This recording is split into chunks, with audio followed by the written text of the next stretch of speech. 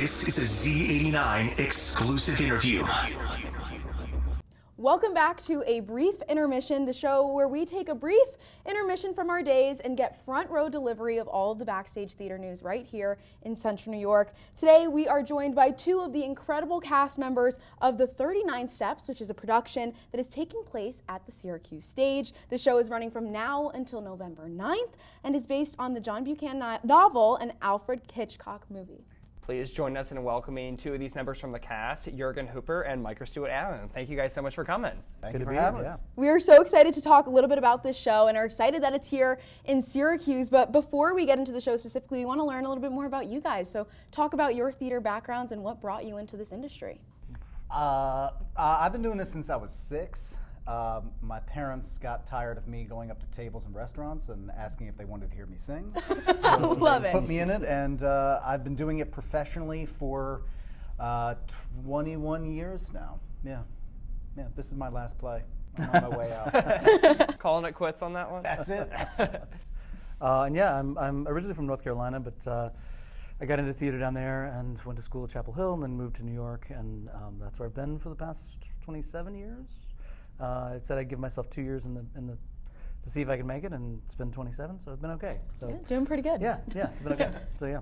Could you guys give like a brief kind of overview about what people should expect seeing this show? What's the show about, just in a couple sentences? It's a spoof of the Alfred Hitchcock movie. So they should expect zaniness, laughs. The plot is not what's necessarily important. Yeah, it's more of like how the story's told. Don't and, give yourself an aneurysm trying to figure out the plot. It's MacGuffin on MacGuffin. Yeah, but it's just a crazy zany comedy where people can sort of let go of the troubles in the world right now and come and see and just lose themselves for a couple hours and laugh a lot. That's what it's about. So the show started here at the stage on Wednesday night, but you guys have kind of been preparing for this show before you even got to Syracuse. So can you talk a little bit about that experience before coming to the stage and what you guys did before coming here? So we first did it in Indiana, in Indianapolis at the Indiana Rep, and so we rehearsed this for about 3 weeks. Started August 20th was my first rehearsal, yeah. And then we had some previews, and then we did it in front of an audience for about 3 weeks there. So we had all of that time to really kind of hone it and get more comfortable, realize where the laughs were going to be. And so, yeah, we come into this with a good lead up. And one of the great things about doing a co-production is that what didn't work there, we've spent this last week sort of tweaking and fixing, and so hopefully it'll work here. So it's unique to be able to do a show for 3 weeks in front of an audience and then say like, okay, what did we learn from that? And how do we change that and going to the next iteration of it, which is here. So hopefully it's even better here, yeah. When you're able to work and tweak a show like that, what has the audience response been? Does it change as you make those changes on stage? How does that affect you guys as actors?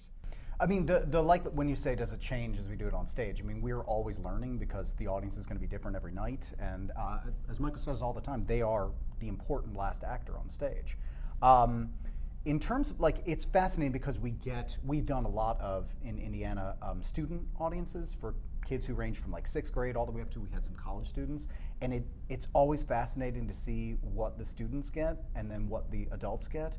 And the few times where it's like, no, the kids always laugh at this and the adults do not, and vice versa. So it's incredible to learn the difference in how this hits for different ages. And last night was our first audience here, and we learned a lot last night. I think the biggest thing I took away from it was the sound is very different in this theater at Syracuse Stage as opposed to it was at Indiana Rep. It's a much bigger space in Indiana.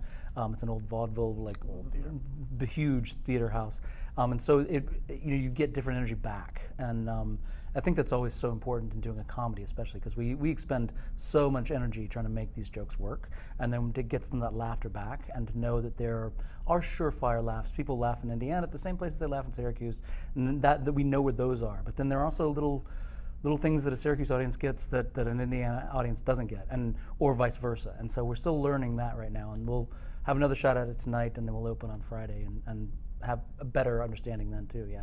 Absolutely. And Michael, this isn't your first time at the Syracuse Stage, right. Am I correct? So what has that kind of been like? You were formerly in Our Town and 12 Angry Men. So now being back here for the 39 Steps, what has that kind of been like? And then for you, Jürgen, like, how has it been getting to like, have you asked for any advice about like being in Syracuse since he's been here before? That's so funny. I think Jürgen's gonna make fun of me because in Indiana, I was like, "Wait till we get to Syracuse. We're gonna have this and this and this in Syracuse." We did that. We did a lot of talk about that. So 12 Angry Men was a co-production with Indiana Rep, so I've done this exact contract Awesome. before, same time of year, same time of everything. So I was really looking forward to getting here for like the fall weather, and I like Syracuse in general. I like Syracuse Stage. I like the people who work here. I've always enjoyed my time here, so I was looking forward to getting back here for that, and just experiencing it again. Like oftentimes as an actor, you go to a new place and you have to discover a bunch of stuff. But I already sort of know what I like here, and which is really comforting. Like it's kind of like coming home in a weird way. So yeah. Yeah, this was the promised land, according to my so it could only go down in my estimation.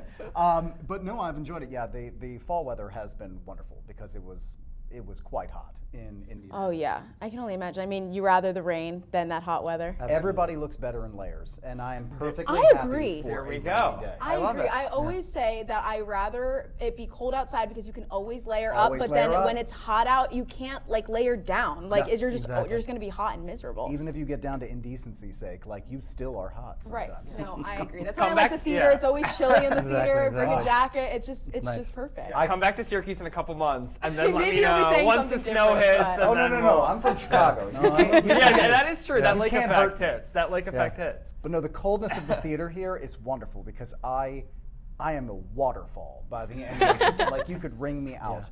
And it was so wonderfully cold here that I started sweating like a scene and a half after I usually do. It was great. Yeah, you guys are working overtime. And I mean, this is 2 people, but it's half the cast. How is it? I mean, do you feel like you're working more in this cast of 4 than you do in a larger cast? What's that dynamic like, and how does that change your performance? I play about 20 different characters, and so I have more quick changes than I've ever had in any play I've ever done. I mean, I literally walk off stage and walk back on as a different character in a completely different costume. So that's for me the challenge of the play. Like I play one of the technically called a clown, but Jürgen plays the leading man, same guy the whole show. I just never run, leaves stage. talk, and sweat. And I'm always dressed in like 2 or 3 different layers of wool because I have to be ready for the next person after that. So, and it's a workout. This play is an absolute workout. It's just 2 hours, but you never stop moving. It's exhausting. We were talking about the first time in Indianapolis, like the first weekend we did it, I lost like 3 pounds just because I sweat. It's a cardio workout every night, and so that's a lot of fun.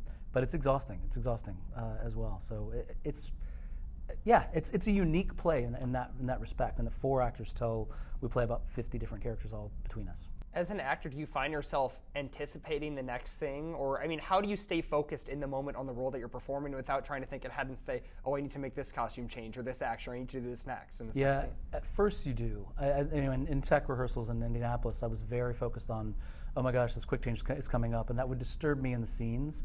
But now that we've gotten to a rhythm of it, you can't do that. You really can't, because you can't really give yourself to the scene that you're in if you're worried about the costume changes. And we have a really wonderful backstage crew that we've all got it down to a science now. Like I know exactly when I step in a costume, or when I put it over my head, or one person rips the mustache off while another person pulls the jacket off, and it's a whole I was equated to like a NASCAR like pit crew where you like zoom in and people are like go, and that's kind of what it is back there now. So it's a great crew backstage, and we really could not do without them. There are 4 of us on stage that get the accolades, but everybody backstage is just doing more work than we are, hands down, moving set, costumes, everything. So When you talk about thinking about the next thing and being in it, comedy is so incredibly precise that it needs to be endlessly repeatable to the point where it gets to be second nature, and you've got to find that box, and you have to define it in order for you to press against it and kind of change things so that you are not just thinking about the precision of the moment. And that is incredible trust between you and the other actors.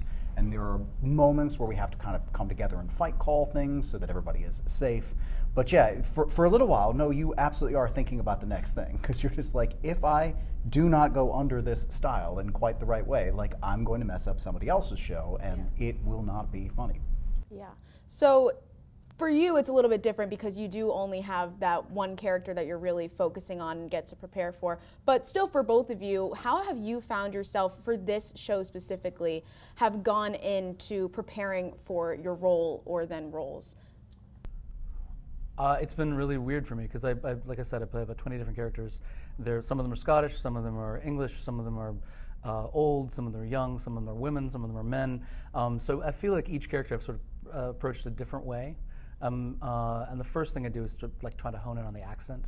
Like I said, the Scottish accent. I'm doing 3 different types of Scottish accents in the show, and 5 different types of English accents in the show. So you really have to find that and find where that lives in you, and where the age of the character, how they walk, how they move, all those sort of things you sort of find out. Sometimes it's as easy as get a prop. There's a woman that I play called Mrs. Jordan that I didn't know who she was until I got this long cigarette prop, and I was like, oh, this is who this person is. She smokes this long cigarette, and who like that. Just then it all sort of clicks into place. So I think development of characters is different in each way, and you just sort of find a toehold on there and then climb the wall. That's what I feel like you try to do with this, and then it comes together. Hopefully you get to the top of the character and figure it out. I am only one character, but technically there is kind of another layer in that. When we're introduced, we are coming out on the stage and we are just actors. We are ourselves, and then we put things on top, which is just another character for all of them. But I actually get a wonderfully easier part because frequently I am frustrated by how things are moving as the actor underneath of the character, where it's just like, it feels like these imps are messing with me, and the set doesn't always do what you want it to by its very design. But just in terms of how I find the character, I'm definitely an inside-out type of person. Like, it's find out what this person thinks, what they sound like, and then my performance is the other actor, which is just something that I was taught when I was in school. It's not, and it's also in improv. I make you look as good as possible, and in turn, one hopes that it works the other way. But I'm not. It's about you, and that's what I do. I figure it out, and then I lock onto the other actor and make them look wonderful.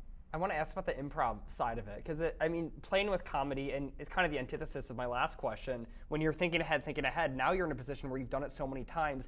How do you keep the show fresh in your eyes? And something like a comedy where you have changing audiences, they're seeing it for the first time, but how do you approach a performance to keep it fresh from an actor's perspective? That's the key, is that the audience keeps it fresh for you. Yeah. The people think that acting is just repetition, that we just do the same thing again and again, but we don't. Like, we feel the energy coming from the audience every night, and for me, that changes everything. We've been doing it in a black void, where there's been no audience for the past 3 days, and then last night we got an audience, and suddenly the show came together again. It was like suddenly we had that last actor. I say it all the time, like they're the last actor in the play, and the play happens, in that 6 feet of space between the audience and the stage. Like, we're just rehearsing, doing what we always do on stage, but then the magic, the alchemy happens in that little 6 feet of space where the listening meets the performance, and the play is there. And that is different every night because it's a different audience every night. Sometimes they come in from the rain, and that changes how an audience reacts. Sometimes it's sunny, sometimes it's Sunday afternoon, and they've just come from church, and that changes how they laugh. And so it's always fresh that way, and I think that's what's left out of discussions about live theater a lot of times, is that's what makes it important. That for 2 hours of the theater, we're doing something that nobody else is going to see. Even though we're saying the same words, doing the same movements, nobody else is going to experience that 2 hours like we do in that specific time of space. Yeah. When you talk about the improvisation, the lines are the lines, so you can't mess with that. And like I was talking about beforehand, you have to build the box in order to figure out how to mess with it. So how do we keep it fresh beyond the audience? It's something about the other actor with you is going to strike you in a different way this time. You look at somebody and their response to you is all of a sudden different, and then the way that I'm going to react to you from that alters the way that the lines come out of you. And so that is, again, if my performance is always you are going to come in differently too. The audience that comes out of the rain is you coming in out of the rain. You slipped on your way into the stage, and so all of a sudden you're looking at somebody who's like, dear God, help me. And you're like, I got you. Yeah, well, one thing that stuck out to me when I was looking at the playbill a little bit earlier was the director, Benjamin Hanna, who said it's a love letter to live performance. And I think you guys have just really encapsulated that, even just through our discussion, that it is so much not only about what you guys are doing and how you're interacting together, but then also with the audience. What do you find is the most challenging part of this show? Because while it is live, and yes, you have your script and there's improv or whatever, you're still, at the end of the day, it is going to change for each performance. So do you have any challenges that you face with this production specifically? I'm just going to get into the technical nitty-gritty of that question, and I'm going to say we just changed from a completely different theater. So the backstage is going to be different. So there are parts of it that are shallower, or there are parts of it where you're in this place where you're like, okay, if I run pell-mell like I'm supposed to and I'm not paying attention, I will crash directly into the stairs that go up. So again, on a technical level, those are the difficult parts, is learning a new stage and then making sure that you are not hurting yourself. Again, that's the part I'll speak to, because there are many, many ways that this can go wrong and you can hurt yourself, which will fundamentally alter the way that the show runs. And I think yes, and I'm going to speak a little more about just finding the joy of doing the performance and reminding yourself that nobody out there has seen it yet, and because it is such a workout, that it is such a physical thing for us who do all these different characters. I find that I know the journey now. Like I'm looking at the roller coaster, and I'm like, oh, once I get to the top of that hill, it's going to go crazy. It's just finding the joy of climbing that hill and getting on stage, and then the play takes over. The play is very self-aware. The play it just sort of grabs you and keeps you going, and you're all of a sudden like, oh, this is intermission. Oh, this is, but it's just getting up that first hill of like opening the door, going on stage, starting the play is always a little like, okay, here we go. What's going to happen tonight? And again, the play takes over. It's very self-aware of the fact that it is theater, that it's actors performing the show, that we're telling you how we're going to perform this play. And that I find is a little tough. Just starting the show every night is a little tough, yeah. And you spoke a second ago about like why we come to the theater, which is exactly the thing that I love the most about this play. It is because, yes, there is a set and things like that, but you're watching for human beings do something that is, again, why we go to the theater, what acting is about. I'm using my voice, I'm using my body, I'm using the space around me in order to tell a story. And I would rather that than something that feels set back where I am not welcomed in. In a show like this and a cast like this that's so small, it seems like you have to rely a lot on other people, whether that's on stage, behind the scenes. How has it been like with the director, working with this director? How has that experience kind of shaped your performances as an actor? It's been interesting because it's been a very all-inclusive. Like I feel like we've all contributed to the shows in different ways. Like rehearsals were very much like, okay, so how do we do this? How do we solve this?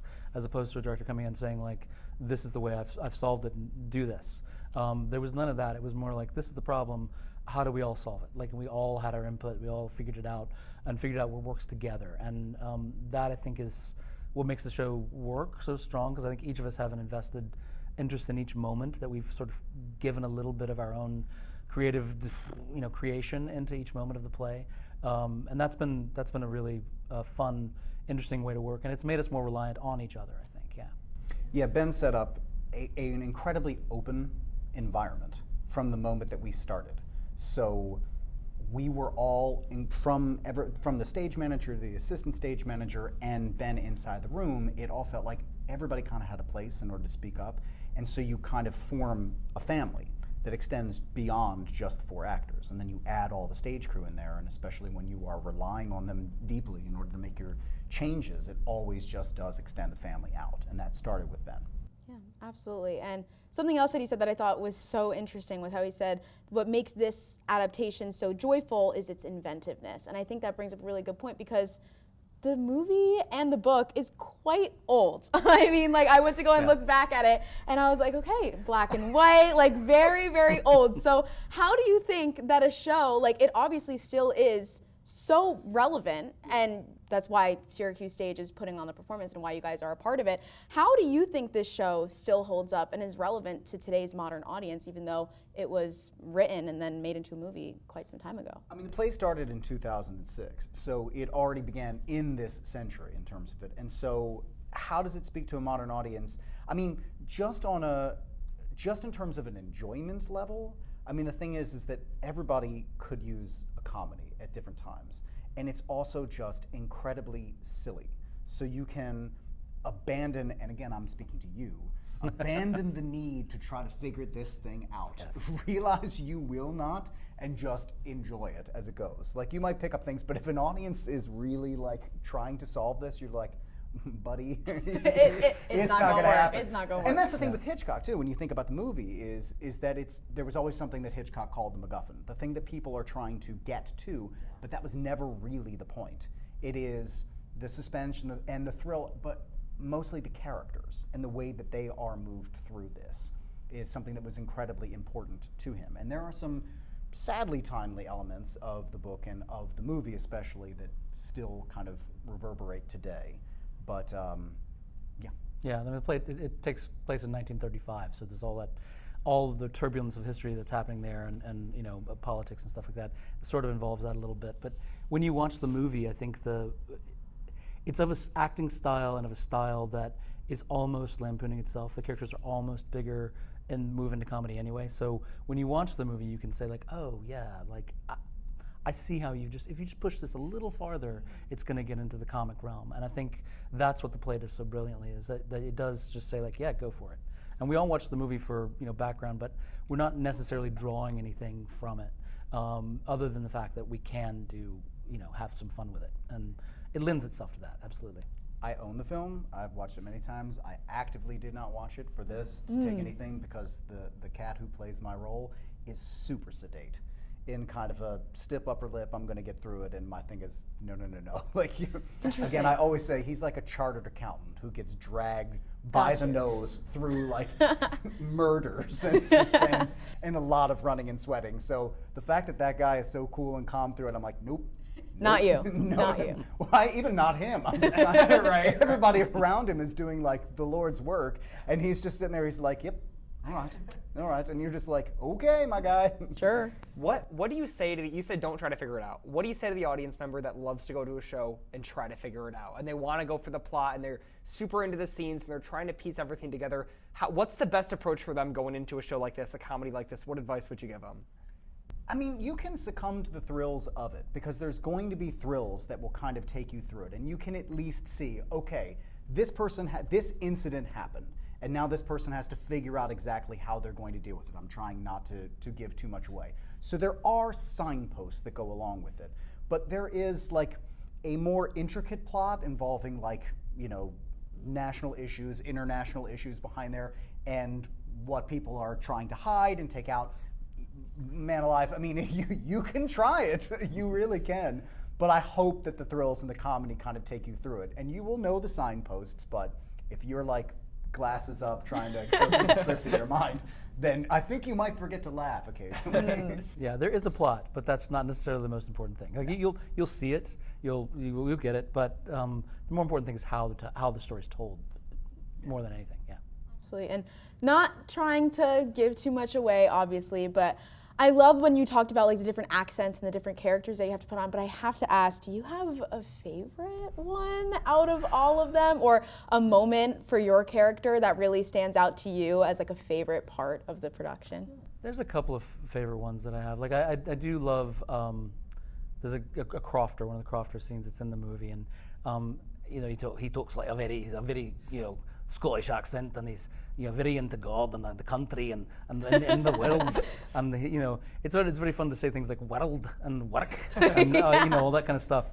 And he's just a fun sort of, you know, rough-hewn character. And then they're all fun in their own way. I think you have to find the little spark of joy in each character, and then you go to you know, the woman with the long cigarette who talks very much like this. You know, she's very educated. I feel like I know who she is. I know who that is. So you sort of find those little elements and have fun with those. There's a couple of characters. My favorite character to play is there's a couple of old guys in the second act that I just have a blast with. And I think we torment Jürgen because he has a huge speech that he has to do, but we're the other clown and I we're both playing these old guys who can do a lot of things very subtly and not necessarily with words, but they're just a blast to play. And to see how much the audience takes in and will go with us on it is really fun with those guys. Yeah. And one of the potential love interests that I interact with, there is a wonderful, like, tried and true romantic comedy arc to this, you know, enemies to friends to lovers, unwillingly or otherwise. And so there are two scenes that kind of, there's a break with the clowns in the middle of, and I will try not to give it away, but there are just two scenes where you watch that thing kind of move and then break, and so the banter back and forth is wonderful in that. So I adore those scenes. Well, thank you both so much for joining us here, and thank you for tuning into this exclusive A Brief Intermission interview. You can follow us at Z89 Radio for behind the scenes and more, and until the next cue, this is A Brief Intermission.